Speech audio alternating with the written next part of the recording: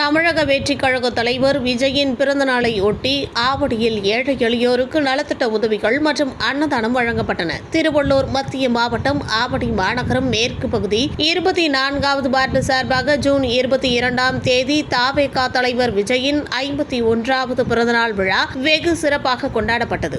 இதில் 24வது வார்டு வட்ட செயலாளர் செந்தமிழன் மற்றும் வார்டு நிர்வாகிகளின் ஏற்பாட்டின் பெயரில் 51 பெண்களுக்கு புடவை மற்றும் 100 பேருக்கு அன்னதானம் வழங்கப்பட்டது. விழாவில் சிறப்பு அழைப்பாளராக திருவள்ளூர் மத்திய மாவட்ட செயலாளர் மணிகண்டன் மற்றும் மேற்கு பகுதி செயலாளர் விஜய் ஆகியோர் கலந்து கொண்டு சிறப்பித்தனர். இந்த நிகழ்ச்சியில் மாவட்ட பகுதி மற்றும் மகளிர் அணியினர் உட்பட ஏராளமான நிர்வாகிகள், தொண்டர்கள், பொதுமக்கள் என பலர் கலந்து கொண்டனர்.